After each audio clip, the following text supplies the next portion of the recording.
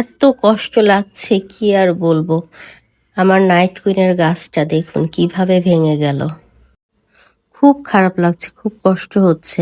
এটাতে ফুল চলে আসছিল, ভেঙে গেল। কালকে কি পরিমাণ ঝড় হয়েছে, ঝড়ে ভাঙলো না অথচ আমার কাছ থেকে ভেঙে গেল। এটা মেনে নেওয়া খুবই কষ্টকর। আসলে আমারই দোষ। এই গাছটা অনেক বেশি লম্বা হয়ে গিয়েছিল। এটা একটা ডাল হয়েছে, পাতা হয়েছে, একদম মানে গ্রিলের বাইরে চলে গিয়েছিল, অনেক দূরে, অনেক লম্বা। তো এটা ভাবলাম যে প্রচুর ময়লা হয়েছে বারান্দায়, যেহেতু বারান্দা গ্রিল সহ পরিষ্কার করব। আর যেহেতু এত লম্বা হয়েছে, এটা গ্রিলের বাইরে না রেখে ভিতরে নিয়ে আসি, তাহলে ঝড় আসলে ভাঙবে না। তো অনেক টানাটানি করছিলাম, এটা গ্রিলের বাইরে থেকে ভিতরে আনার চেষ্টা করছিলাম, তখনই এটা ভেঙে গিয়েছে।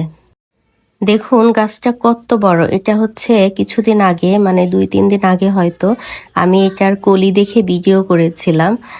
3টা কলি এসেছে, দেখুন কি সুন্দর হয়েছে। এর আগে আমি নাইট কুইন লাগিয়েছি, কিন্তু কখনো ফুলের মুখ দেখি নাই। লাস্টে আমি টব ধরে একজনকে দিয়ে দিয়েছিলাম, গিফট করে দিয়েছিলাম। তবে এই জাতটা খুব ভালো ছিল। একটা ছোট্ট পাতা বড় আপুর বাসা থেকে নিয়ে আসছিলাম, মানে আমার ননাসের বাসা থেকে নিয়ে আসছিলাম।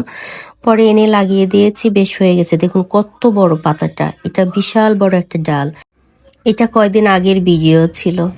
জাস্ট আজকে যে কি কাজটাই না করলাম, খুবই খারাপ লাগছে, খুবই কষ্ট হচ্ছে। আগে জানলে আমি এটা করতাম না। এখন মনটাই আমার খারাপ হয়ে গেল। এখন এই পাতাটা আমি কিভাবে কি করবো আসলে বুঝতে পারছি না। পাতাটা কি আমি পানিতে রাখবো না কি করব, মানে বুঝতেই পারছি না।